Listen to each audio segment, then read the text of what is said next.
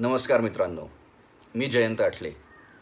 सर्वसामान्यांचे दैनंदिन बँकिंग या खास मराठीतून कंडक्ट एपिसोडमध्ये तुम्हा सगळ्यांचं स्वागत करतो. काल पहिल्या भागामध्ये आपण साधारणतः बँक म्हणजे काय असतं, बँकेचा धंदा कसा चालतो, बँक प्रॉफिट कसं कमवते आणि बँक तयार कशी करता येते या सगळ्यांविषयी बेसिक माहिती जी आहे ती आपण घेतली. आता आपण पुढे वळूया. बरेच वेगवेगळे प्रश्न तुम्ही सगळ्यांनी मला पाठवले आहेत. एक एक करून त्या सगळ्या प्रश्नांची उत्तरं देण्याचा मी प्रयत्न करीन. तुम्ही याही पुढे प्रश्न पाठवत राहा. जो एपिसोड असेल आणि जो विषय असेल त्या एपिसोडचा त्याच्याशी रेलेवंट, त्याच्याशी संबंधित असा जो प्रश्न असेल त्या प्रश्नांना मी त्या एपिसोडमध्ये उत्तर देण्याचा प्रयत्न करीन. आजच्या ह्या दुसऱ्या भागामध्ये मला एक प्रश्न जो आहे तो मुंबईहून पाठवलेला आहे श्री अरुण टेंबे यांनी. मी या प्रश्नाला या भागामध्ये उत्तर देण्याचा प्रयत्न करतो आहे. त्यांचा प्रश्न जो आहे तो तुमच्या माझ्यासारख्या प्रत्येकाला भेडसावणारा हा प्रश्न आहे. प्रश्न खूप चांगला आणि महत्त्वाचा आहे.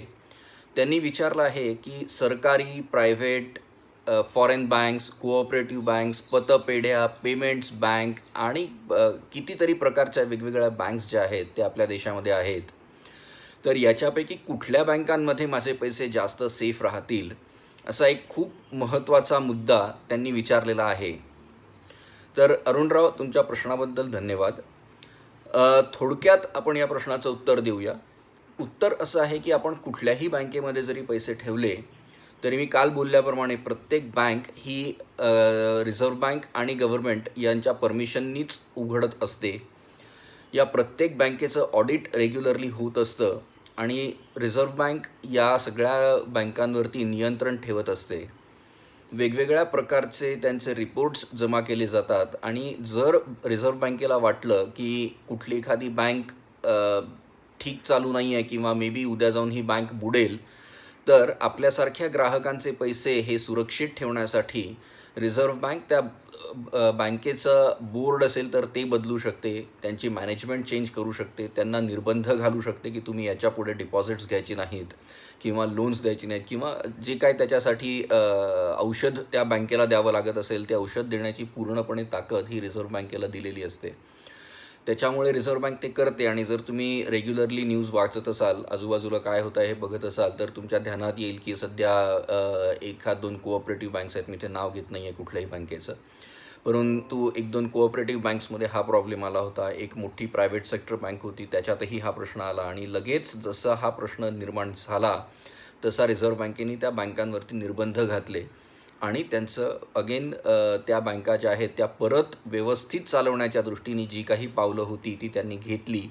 तुम्ही जर बघितलं असेल तर जी मोठी प्रायव्हेट बँक होती ती आता परत नॉर्मल बँकेसारखी व्यवस्थित काम करायला ती सुरुवात झालेली आहे आणि रिझर्व्ह बँकेचं त्याच्याकडे पूर्ण लक्ष आहे.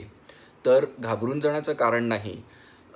याहीपेक्षा दुसरा अजून एक महत्त्वाचा मुद्दा जो आहे तो एक DICGC नावाची एक कंपनी आहे रिझर्व्ह बँकेची, जी या सगळ्या बँकांमधले जे आपले डिपॉझिट्स असतात, सगळ्या कमर्शियल बँक्स आणि कोऑपरेटिव्ह बँकसुद्धा त्याच्यातल्या डिपॉझिट्सचा एक इन्शुरन्स काढलेला असतो. आधी तो 1,00,000 रुपयापर्यंत होता. आता त्या इन्शुरन्सची व्हॅल्यू जी आहे ती वाढवून 5,00,000 रुपये अशी केलेली आहे. तर आपले जे पैसे असतील बँकेमध्ये ते 5,00,000 रुपयांपर्यंत सुरक्षित आहेत. हा जो मुद्दा आहे हा महत्त्वाचा आहे. मी याच्यावरती एक सेपरेट कंप्लीट एपिसोड जो आहे तो घेणार आहे, ज्याच्यामध्ये ह्या DICGCचे नियम काय आहेत, की ते कशाप्रकारे आपलं डिपॉझिट सिक्युअर करतात आणि आपण किती अमाऊंट आपलं सेफ आहे याविषयी आपण चर्चा सेपरेटली करूया. तर मला वाटतं तुर्तात तुमचं उत्तर मी दिलेलं आहे. एकच गोष्ट लक्षात ठेवा की कुठल्याही बँकेत खूप पैसे एकाच वेळेला ठेवू नका. वेगवेगळ्या बँकांमध्ये तुमचे पैसे डिव्हाइड करा, जेणेकरून DICGCचं जे कव्हर आहे ते तुम्हाला जास्तीत जास्त त्याचा फायदा घेता येईल. ही एक गोष्ट लक्षात ठेवलीत तर मला वाटतं तुमचे पैसे सुरक्षित राहण्यात नक्कीच मदत होईल. आणि अर्थात पैसे तुमचे आहेत, त्यामुळे तुम्ही सजग राहायला पाहिजे आणि लक्ष ठेवायचं काम हे आपलं आहे. एकदा बँकेच्या हातात पैसे दिले आणि आपण सगळी आपली जबाबदारी संपली अशा भावनेने आजच्या जगात वागता येत नाही. ही गोष्ट जर आपण ध्यानात ठेवली तर आपण कुठल्याही बँकेत अगदी पैसे ठेवलेले असले, सरकारी असो, प्रायव्हेट असो, कोऑपरेटिव्ह असो, तरी त्या बँकेवर लक्ष ठेवणे ही जबाबदारी आपली आहे. त्यामुळे आपली जबाबदारी झाडून चालणार नाही. तर हे होतं या प्रश्नाचं उत्तर. आता आपण आजच्या विषयाकडे वळूया. आज एक छोटासा विषय मी कव्हर करणार आहे की बँका नक्की कुठल्या कुठल्या सुविधा देतात. तर आपण एक असा विचार करूया की बँका 2 प्रकारच्या आपल्याला सुविधा देतात. एक असतो त्यांचा मुख्य धंदा.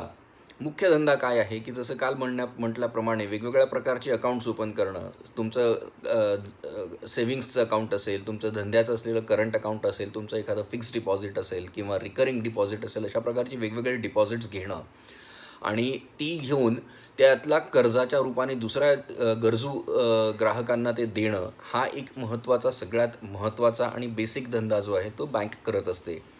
पण याशिवाय तुमचं बरंचसं इन्फॉर्मेशन बँकेकडे असतं. तुमच्या बऱ्याचशा गरजा पैशांशी रिलेटेड ज्या असतात त्या बँकांना माहिती असतात. तर या सगळ्या गरजा लक्षात घेऊन बँका एक जोडधंदासुद्धा आपण त्याला जसं म्हणू शकतो त्या करतात. जसं त्या लॉकर्स देतात आपल्याला. बँकांमध्ये लॉकर्स असतात. आपण आपली कष्टाचे कमवलेले पैसे बँकांना अगदी बिनधास्तपणे विश्वासाने सांभाळायला देतो. तर त्या विश्वासाच्या आधारावरती बँका आपल्याला लॉकर्सची सुद्धा सुविधा देतात, ज्याच्यात आपण आपले दागदागिने किंवा महत्त्वाचे कागदपत्र, बँक अर्थात आपल्याला विचारत नाही की तुम्ही त्यात काय ठेवताय, अशा प्रकारच्या वस्तू, अशा प्रकारची जी सेवा आहे ती बँक आपल्याला देते. त्याच्यानंतर आपल्याला डिमांड ड्राफ्ट हवे असतील, आपले वेगवेगळ्या गावचे चेक्स असतील समजा, ते कलेक्ट करून देणं हे काम करत असते. आपल्याला चेकबुक देणं, ATM, इंटरनेट बँकिंग अशा प्रकारच्या सुविधा ह्या अकाउंटसोबत देत असतात. त्याच्यानंतर महत्त्वाचा एक भाग म्हणजे आपल्याला इन्व्हेस्टमेंट रिलेटेड ज्या सेवा असतात त्यासुद्धा आजकाल बँकांनी द्यायला सुरुवात केलेली आहे. याच्यामध्ये इन्शुरन्स असेल, लाईफ किंवा नॉन लाईफ, आपल्या कारचा इन्शुरन्स, आपला स्वतःचा इन्शुरन्स, आपला हेल्थ इन्शुरन्स, अशा प्रकारच्या सेवा बँक देतात.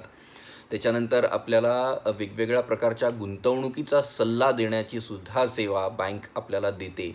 आपलं डीमॅट अकाउंट असेल तर त्या संदर्भातल्या रिलेटेड सेवा ज्या असतात त्या बँक्स आपल्याला देतात. बऱ्याचशा बँका ज्या आहेत, फॉरेन बँक स्पेशली, ज्या खूप मोठे मोठे गुंतवणूकदार असतात त्यांना अजून ॲडव्हान्स्ड सेवा देतात. कन्सर्ज सर्व्हिसेस असं त्यांना म्हटलं जातं. तर अशा प्रकारच्या सेवा देतात. कुणाला बँक्स आजकाल अशी सेवा देते की तुम्हाला जर कॅश घरी हवी असेल तर ती घरी पाठवण्याची सेवा देतात. अर्थात यासाठी ते वेगवेगळे चार्जेस घेतात आपल्याकडून. तुम्हाला जर कॅश डिपॉझिट करायची असेल तर ते डिपॉझिट करून देण्याची सेवा देतात. आपली वेगवेगळी बिलं असतात ती पेमेंट करण्याचं सुद्धा सुविधा आपल्याला बँक देते. तर अशा खूप निरनिराळ्या सुविधा बँक्स देतात. प्रत्येक बँक कुठली सेवा देईल हे त्या बँकेप्रमाणे बदलत जातं. तर तुमचं अकाउंट तुम्ही ज्या बँकेमध्ये ठेवलं असेल त्या बँकेत चौकशी करा. त्यांची वेबसाईट असेल त्याच्यावर जरा माहिती घ्या आणि तुम्हाला आपली बँक आपल्याला काय सेवा देते आहे याबद्दलची पूर्ण माहिती मिळेल. परंतु बँक म्हणजे केवळ पैसे ठेवणं, फिक्स्ड डिपॉझिट करणं किंवा लोन घेणं, ही जी एक जुनी संकल्पना होती ती आजच्या काळामध्ये अगदीच ॲप्लिकेबल नाही होत.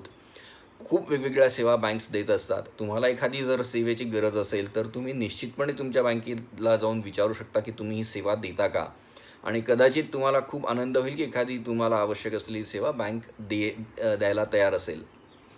तर अशा वेगवेगळ्या सेवा बँक्स देत असतात. तर या भागामध्ये आपण इथेच थांबूया.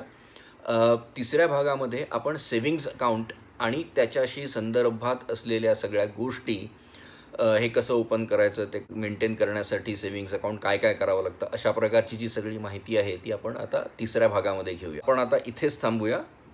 पुढच्या भागात नक्की भेटूया. हा कार्यक्रम तुम्हाला कसा वाटला, हा भाग तुम्हाला कसा वाटला याबद्दलच्या प्रतिक्रिया निश्चितपणे कळवा. आणि जसे पहिल्या भागानंतर बरेच प्रश्न माझ्याकडे आलेले आहेत, तसे तुमचे जर काही स्पेसिफिक प्रश्न असतील ज्यांची उत्तरं तुम्हाला हवी असतील तर ते प्रश्न पाठवायला नक्कीच विसरू नका. आणि महत्त्वाचं, जर हा भाग तुम्हाला आवडला असेल तर लाईक, शेअर आणि सबस्क्राईब हे करायला विसरू नका. धन्यवाद.